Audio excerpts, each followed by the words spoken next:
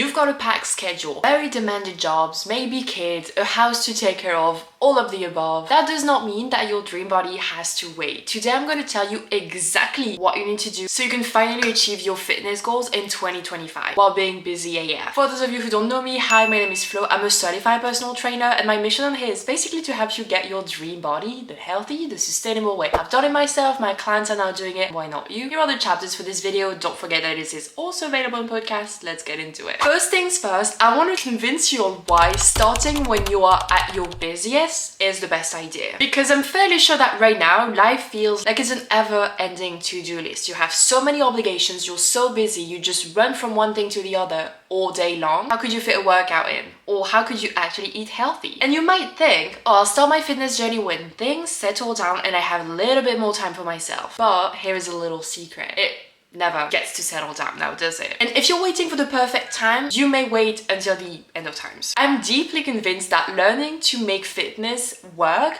with your busy schedule will make it more sustainable, more flexible, and you'll be actually more consistent with it. Stay with me on that one. First, you learn to prioritize yourself and your health. When your schedule is packed, you will have to make time, not just find time, actually prioritize your health and your goals. That requires a little bit of time management skills, but you'll get there quickly, especially after watching this video. And that will basically teach you that taking care of your body and prioritizing your personal goals are not just optional, but it's actually essential. A lot of my clients are actually very, very busy, solo mom, entrepreneur, very active social life, travels for work, and we looked for how to make it work with her lifestyle instead of trying to do what influencers do online when it's literally their job to wake up at 5 a.m. or do like 2 hours workout and so on. No, 45 minutes, sometimes at home, sometimes at the gym, depends on what she has on her schedule that week. It is so key to make it work with your lifestyle instead of trying to copy someone else who has a very clearly different lifestyle from yours. Second, you learn to get rid of the all or nothing mentality because you are going to focus on small wins instead of trying to do it all perfectly. Meaning that instead of trying to have a 1 hour, 1 hour and a half, maybe 2 hours workout, you will have to be satisfied with starting with 15-20 minutes of movement or switching from fries to a salad, for example, for lunch. It's all going to be about the small choices that will compound over time and make it easier to actually get to your goals. Busy times really create an environment when the smallest choices are actually going to stand out and make a big difference. And that will remind you that progress and success are possible even when everything feels like it's against you. That's going to build that self-efficacy, self-confidence, gets the ball rolling, will be easier and easier to actually show up for yourself. And that moves us to 3, which is building resilience, because when everything is against you, you are going to show yourself and prove yourself. I'm someone who gets after my goals regardless of what my environment and life looks like right now. So you prove to yourself that you are able to overcome obstacles, and that will be very, very key when motivation wanes down and you will have to build that consistency and that discipline regardless. You will already have under your belt proven to yourself that even when life is really busy, you can still do it. 4, you actually break the I don't have time excuse, which I hear over and over again. You do, you can make time. Life is packed for everyone, and yet we make the time, so you can too. That's the occasion to drop the excuses, be very real with yourself, and ask yourself if that's something that you really want,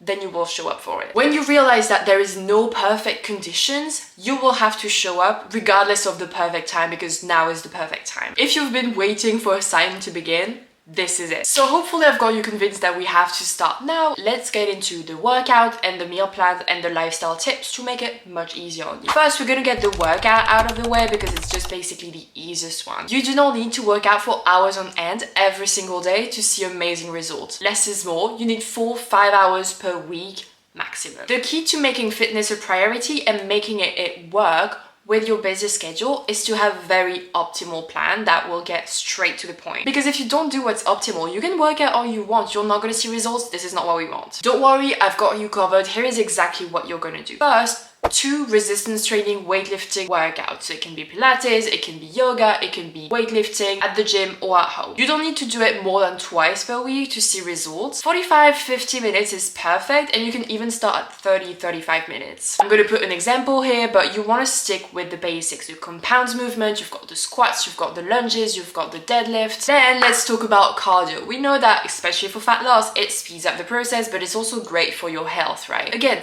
2 cardio sessions per week, not more. 45 minutes is perfectly fine and whatever you enjoy. One of my clients, very busy, she loves dancing, so what she does on the cardio day when she has no time to go to the swimming pool, because that's another thing that she likes, is simply to just put a video dancing tutorial thing on her TV and learn to dance for 30-45 minutes sometimes. And that worked out really well. Now, ideally, out of these 2 cardio sessions, one should be a HIIT workout. I love sprints, so this is what I recommend, but you do you. Now, it's really easy to do at the gym or obviously outside, and it's gonna take you maybe half an hour, 35 minutes, and it burns a ton of calories. It's gonna make you feel really good about yourself, I promise. And it's actually really fun. Last, if you have time and if you want, you can add an extra active recovery day where you would just go for a walk or do some light stretches. It's really up to you. This one is not mandatory. Pretty much if you have the time, pretty much if you want to, it's all up to you. See, that's 4-5 hours per week maximum. And how you would do it is basically you look at your weekly schedule and you ask yourself, where can I fit it in my schedule? For example, maybe waking up 1 hour earlier to get the workout done and then have a shower and get ready for work is doable, you know, 4-5 times per week. You can do that. Or maybe you're gonna decide I can do it at lunchtime, then that works perfectly as well. Maybe you will actually want to use fully Saturday and Sunday to get 2 workouts done. That way you only have 2 left for the rest of the week, and that is really helpful as well. That's the plan that I used for some of my clients. It works really well because that way they're already halfway through and they only need to squeeze 2 workouts with their schedule for the rest of the week. The goal here is just to experiment, see what works for you. Now, let's talk about your new meal plan. It's not going to be very complicated, but make sure to take notes here because I'm going to throw a lot of numbers. First, we're going to calculate your calorie deficit. If you're trying to lose weight, that is. You're gonna go on any calorie calculator online. You just Google that. It's gonna give you a few websites. It doesn't matter which one you choose. You're gonna give it your height, weight, age, and level of activity. It's gonna give you your calorie, your maintenance. From there, go on your phone and put this number minus 15%, and that's going to be your calorie deficit. You can actually do minus 15 to 10%, and that's going to be the range that you should eat at because it's very difficult to actually get a very specific number every single day, so I prefer working within the range. This is going to be how much you want to eat, right? Now let's talk about what you're going to eat. Most important thing is protein. It's going to maintain your lean body mass so you end up lean and toned instead of skinny fat. It's going to keep you fuller for longer, help with recovery. You're going to have less cravings. Proteins are great. You're going to start at 1.2 grams per kilo of body weight and go all the way up slowly to 1.8 if not 2 grams of protein per kilo of body weight. Don't go from 1.2 to 2 grams overnight because you're gonna feel some digestive discomfort. This macro is a bit more difficult for your body to digest and takes a bit more energy, so don't go overboard with it. Quick break, I've noticed that a lot of you who actually watch this channel are not subscribed, so please if you could do me this favor of subscribing, it will help the channel and help me way more than you think. Let's get back into the video. Second macros, fat. 1 gram of fat per kilo of body weight is great here. It's going to be good for hormonal balance, also keeps you satisfied. How I would do it is enter it in MyFitnessPal, and you basically want to enter first your deficit, then your protein, then your fat, and the rest will be carbs, and that's all you have to focus on. What I tell all of my clients when we first start is deficit for weight loss, protein intake for fat loss, and that is it. If you don't hit your fat or carbs intake, it's okay, it doesn't matter. Sometimes I'm above, sometimes I'm below. As long as you're in deficit and have your protein intake in, it's all good. That's the thing, when you're really busy, you want to do what's optimal and what will have the biggest impact, protein and calories. Also, I'm literally setting you up like I would onboard my clients, so I hope you're taking notes because this is very valuable information here. Now, of course, to make the transformation easier and be more effective, you do want to track your calories so you're not wasting your time trying to guess everything. Yes, it can be a bit of a learning curve. I made a video to help you out. It can also be a little bit time consuming at first, but I have a few tricks. If you eat a lot of the same things every single day, for example, same breakfast and same lunch, it's going to make your life so much easier. Yes, that is a little bit of a sacrifice that you have to, do if you want to see results. If you are very busy, you don't really have time to look for recipes, just pick 2. For example, I love right now, I'm rotating for breakfast with oatmeal and avocado toast. That's the 2 that I make. Macros are great, it keeps me full for all morning, fuels my workout, it's just perfect. There's no reason for me to change. I literally can eat even just oatmeal over and over every day. I will not get bored. All you have to do is enter your meals once in MyFitnessPal and then save it as a meal, and all you have to do the next day is just copy and paste. So that's breakfast sorted, you're welcome. Doesn't take a long time and it's really convenient, and it really doesn't matter. Like, I feel like a lot of people are used to eating the same breakfast over and over. You just have to find a few recipes that work for you. Second thing is lunch. Again, I feel like it's kind of okay to eat the same lunch over and over, at least for the work days when you don't really have time. When I was living in London, I did not have time, and because I was working and I was studying as well to become a personal trainer, and it was a very busy time. So what I would do, no time to prepare lunch, I would have a meal deal. And for all of my UK people, one of the favorite sandwich that I could find, I think it was a co-op, but it was something that looked like chicken salad sandwich. It was perfect. It's like 350 calories maybe for 25 plus grams of protein. Like, it's a good ratio calorie to protein, so that's why I definitely recommend. And one day that you have a little bit more time, or when you're doing your groceries and you're not in a rush, go to the store and look at the sandwiches options, or look at the meal deals options, and look at which one has the best, you know, calorie to protein ratio, what you could actually feel satisfied with, and go with that. And obviously, if I had to complete that meal deal, probably be a fruit for dessert and sparkling water, because it helps when you're a little bit getting hungry. Snacks. I'm French and le goûter is a staple. What I would recommend, this is the easiest option, is a fruit and protein bar. Now, a protein bar has to be 20 grams of protein. I like the Barbells one for everywhere in the world, and for my French people, Joy Fuel is not sponsored, by the way, it's literally what I love. A very good brand. That's my favorite go-to snack, and I think it could be really beneficial for you to just have that as well. Don't just solely try to have, for example, fruit, because one fruit is not going to really make you feel full, so you will want to snack more and more after. Try to have carbs from the fruit and then fat and protein from the protein bar. If you have that all together, it's going to help you feel fuller for longer, more satisfied, and it's just a better snack option. Now, let's talk about dinner. I have one big tip for you. I think I've already shared it, but basically with the guy that I'm dating right now,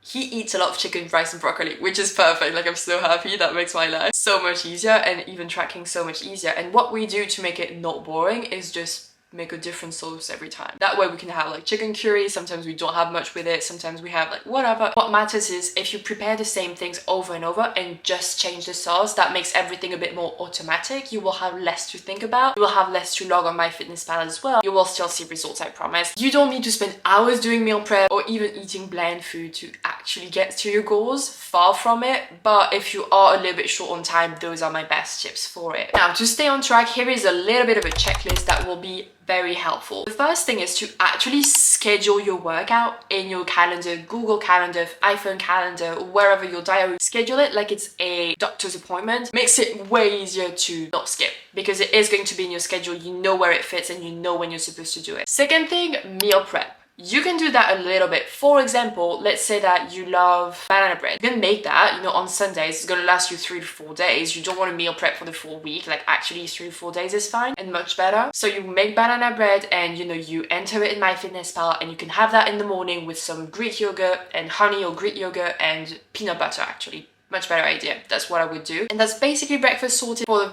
good chunk of the week. You can also prepare a few staples for the beginning of the week, like some rice, for example, or quinoa, whatever you enjoy, and do it again maybe on Wednesday or Thursday. But don't overcomplicate it. Really try to keep it simple here. Second thing, track progress. Log your workouts and log your meals. Visually seeing that you're showing up and doing the thing will make you want more to actually keep on doing it. Pro tip, log your meals before you even eat them. It's so much easier. For example, you take 2 minutes every night to decide, okay, what am I gonna eat? You enter breakfast, lunch, maybe snack, and then dinner you don't know yet. It's fine. At least you have 75% of the day for tomorrow that is planned, and all you have to do now is just eat. Really helpful. Fourth, prioritize sleep. I keep talking about how important sleep is, and I know that if you're busy, sometimes this is what gets put on the back burner, but if you sleep enough, you will be more efficient. You'll also have more energy for your workouts, you'll make better decisions when it comes to food, and the day will just run much more smoothly if you sleep enough. 7 hours and a half. I'm not even talking about the usual 9 hours, just 7 hours and a half. Don't underestimate this. 5, keep it simple. I've already talked about it. Stick to the compound movement, stick to the staples in terms of the kitchen. You don't want to overcomplicate things, especially when it comes to the workouts. I know a lot of people like to change it every week. That sounds like a pain. I don't do that. I change my workouts every 3 to 4 months based on my goals, because the goal is to actually lift heavier. So if you keep on changing, you actually don't let yourself the time to get better at it. That's why you want to every week sort of have the same things. Now, if you get bored easily, you just create a 2-week workout plan, stick to that, and that way it's going to be a little bit different. But I really don't see the point anyways, because if you have an efficient plan, no need to change it. Another thing is know your priorities. If getting in shape is your priority, I can promise you that you'll find it. Again, Lisa literally says it here. You can carve the time. I mean, I'm a solo entrepreneur mom You can find solutions if you really want something. And last, you want to reflect. Every Sunday, you can take just 10 minutes, look at your calendar and ask yourself, okay, what went well? What maybe wasn't so great? What should I change to make it easier for me? It just takes 10 minutes of planning instead of scrolling on Instagram. I'm sorry, I know you do that. Ask yourself, when is it more optimal for you to work out, to meal prep, if the food was great, and even to plan the week ahead again. It's really key to look at what worked and what didn't, to keep on adapting the plan and make sure you tailor it as best as possible to your life. So now by following this structure, you should have the best possible plan for 2025 to get to your dream body, because you deserve to get it. You do not need to sacrifice your very busy schedule to actually get results. All of my clients, very busy, I promise. Don't work out more than 4 to 5 hours per week. Don't overcomplicate the nutrition. Just stick to the basics. Try to improve a little bit of what you're doing, but don't make huge leaps that are going to overwhelm you. All you need is the right plan, and now that you do, it's time to take action. Now, if you're someone who wants to lose 20 plus pounds within the next 90 days without starving yourself, spending hours doing cardio every single day, without saying goodbye to your favorite food and your social life, and of course, without getting the weight back, highly suggest you book a free consultation call with me below. It's completely free, and if you're busy, it's actually good to have someone to just throw the plan at you, tailored to you already, so all you have to do is follow it. It takes a huge part of it out, and you will know that it's completely personalized to you. But yeah, if that's you, just book a free call with me. We'll just see if and how I can help, and if I can, I will welcome you into my program. Again, I've done it myself, my clients are now doing it, so why not you? That was pretty much it for today. Thank you so much for watching. If you like this video, like, comment, subscribe, share, all that good stuff, and I'll see you in the next one. Bye!